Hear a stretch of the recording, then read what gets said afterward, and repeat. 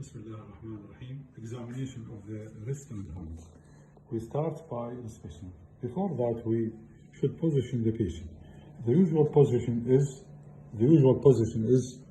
the patient is seated and his hand in his lap. We got four aspects to be examined. One is the dorsal aspect, the other is the radial aspect, then we have the palmar aspect, and lastly the ulnar aspect. We start by examination of the dorsal aspect. First thing to inspect is the nails. We inspect the color of the nails. The normal color is pink in color. We inspect the shape of the nail, should be normal shape, there is no deformity of the nails. The nail fold, if there is any source of infection, the nail bed. Then we inspect the skin for skin color, any abnormal discoloration, any abnormal scars, sinuses, dilated veins, normal hair distribution. Then we look for the presence of any abnormal swelling as compared to the other hand. Then we look for wasting. In the hand, we look for, in the dorsal aspect, we look for the interosseous muscle, which are present on the dorsal of the hand, especially the first dorsal interosseous, which are wasted in relation to some diseases. The forearm muscle, if there is any forearm muscle wasting. And finally, the last thing is we look for any deformity. As long as the hand is in straight line, there is no deformity. Any break in this straight line means deformity. So we look for any flexion deformity of the wrist, and also the fingers, any mallet finger, swan neck deformity, boutonniere deformity, and so on. Then we shift for the radial position. And the radial aspect, the most important point to look for after the skin is here in the anatomical snuff box. The anatomical snuff box. We look for any fullness in the anatomical snuff box or any swelling in the anatomical snuff box, which signifies presence of fracture or inflammation, for example. The other thing which we look for is wasting. We look for the thinner muscle bulk, and we compare between both thinner muscles. And we look for the forearm muscles also. And lastly, as regards the deformity, we will look for the alignment of the wrist. If it is in neutral, or is there any abnormal dorsiflexion or any abnormal palmar flexion. Of course, abnormal dorsiflexion we expect to see in relation to malunited Colles, abnormal palmar flexion in relation to malunited Smith or Barton fracture, or volar subluxation of the carpus in cases of rheumatoid arthritis. Inspection of the palmar aspect of the hand. First thing, as usual, we inspect the state of the skin, if there is any scars, sinuses. Now, in this area, any abnormal scar is of significance because it can signify the presence of cut nerve or cut tendon. The next thing is we look for the normal resting cascade. Normally the hand in the resting position is in this. The fingers are gradually increasing flexion from the index to the little finger. Any break in this cascade means something abnormal. For example, if they present like this, it means either a tendon or a nerve injury. any abnormal swelling in this area, we should also look for. We look for the muscle bulk, any wasting, especially of the thenar and hypothenor muscle, and the forearm muscle. And of course, if there is any visible deformity. Deformities of the volar aspect, like Dupuytren's contracture, flexion contracture of the fingers or thumb or the wrist, and so on. To the palpation of the wrist. Wrist palpation, there are certain bony points or certain anatomical size to be examined. The first or the starting point is what we call the dorsal radial tubercle. Dorsal radial tubercle or Lister's tubercle. How we make sure that it is really Lister tubercle? We make extension of the thumb, and we see the tendon of the extensor pollicis longus passing just on the ulnar side of the Lister tubercle. If we go just distal to the Lister tubercle, just distal, we come in a depression, which is the wrist joint itself. This depression is the site between the scaphoid on the radial side and the lunate on the ulnar side. So this is called the scapholunate ligament. Scapholunate. We palpate this area. If there is any tenderness, it may be due to rupture of the scapholunate ligament. Then, on the radial side of this area is the proximal pole of the scaphoid. On its ulnar side is the lunate, if there is any tenderness. Then, of course, this is the border of the radius, and this is the border of the ulna.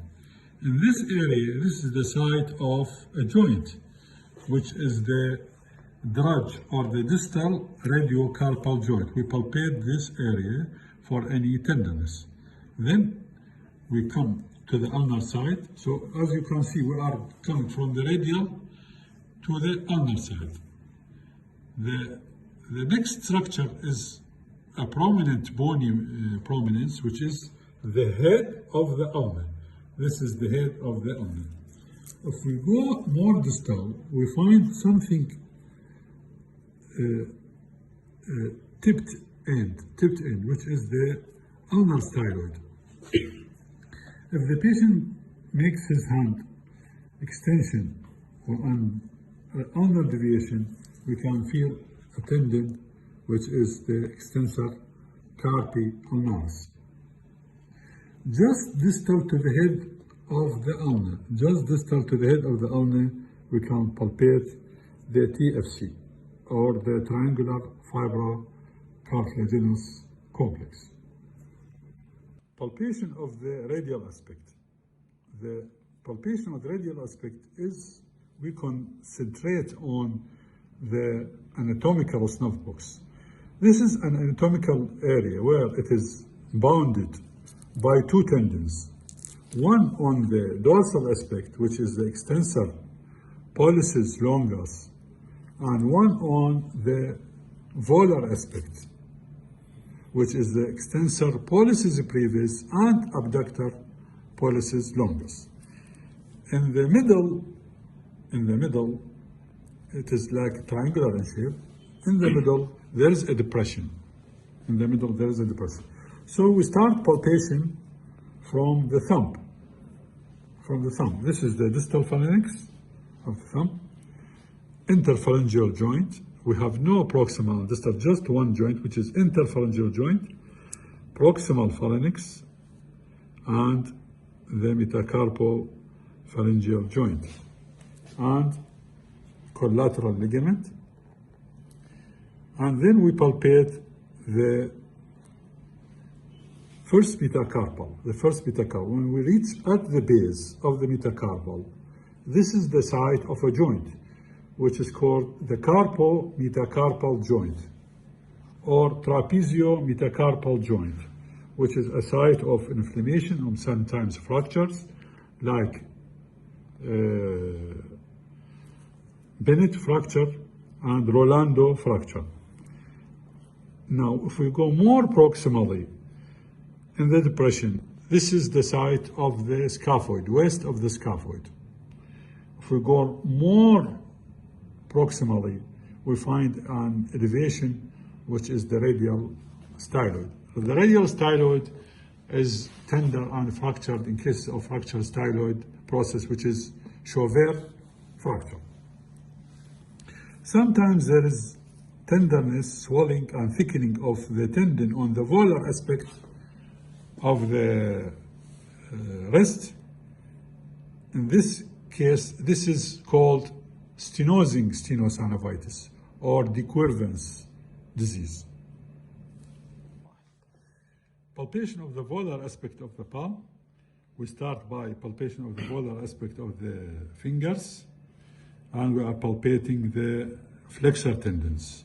When we reach at the base of the finger, or what we call as the proximal and distal transverse palmar crease, sometimes we find tenderness in this area, and the patient finds difficulty to extend his finger when the finger in flexion.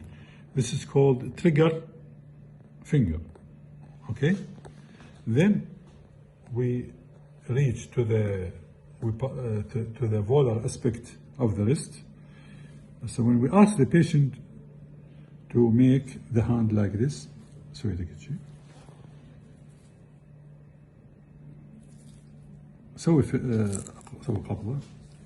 when ask the patient to make a fist, we can palpate the tendon of the flexor carpi radialis.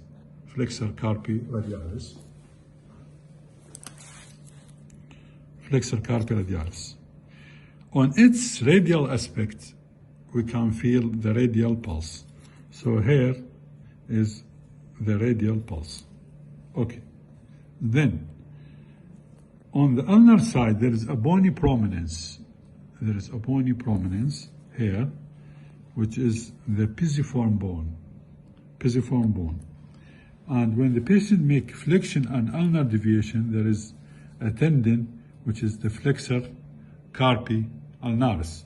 On its lateral side, there is the ulnar artery or ulnar pulse. So the radial pulse is on the lateral side of the flexor carpi radialis, and the ulnar pulse on also the radial side of the flexor carpi ulnaris. Movement of the wrist is, we start by active movement and then passive movement. If the active movement is full, there is no need to do passive movement. If there is restriction in the active movement, we do passive movement. So we start by active movement. First thing is dorsiflexion, then palmar flexion, then ulnar deviation, then radial deviation, then this is a neutral rotation, like this is supination, which is 95 degrees, then pronation, which is 90 degrees. Then we go for the fingers, movement of the fingers. Flexion, extension, abduction, adduction. Then movements of the thumb. Flexion, flexion, extension, abduction, adduction. Then we have what we call as opposition. Opposition. Test for carpal tunnel syndrome. First is Phalen test. Phalen test. Phalen test is done like this. Flexion of the wrist with the elbow in extension. This can be used one hand like this if we want to do it on one side. If we do both sides, the patient can do like this, but the elbow better to be in extension. for 60 seconds. The patient will start feeling pain, paresthesia, and numbness. Then we have the Durkheim test. Durkheim test is direct pressure on the course of the median nerve for 30 seconds. More than 30 seconds, it is not significant. Less than 30 seconds, the patient should feel pain, paresthesia, and numbness. The third test is called Tinel. It is really not test, a sign, Tinel Sign. We start percussion on the course of the median nerve. We start from distal to proximal, then from proximal to distal. When we reach the site of the carpal tunnel, the patient feels something like electric sensation. The last test is the tourniquet test. We apply a sphygmomanometer cuff and we raise the blood pressure above the systolic pressure for 60 seconds. Also, the patient will feel the pain, paresthesia, and numbness. Test for cut tendon. As you know, we have two long flexors. One is the flexor digitorum superficialis. One is the flexor digitorum profundus. Flexor digitorum superficialis will act on the proximal interphalangeal joint only, while the flexor digitorum profundus will act on the proximal and distal interphalangeal joints. So, when we want to examine the flexor digitorum superficialis, we put our hand on the other fingers and ask the patient to flex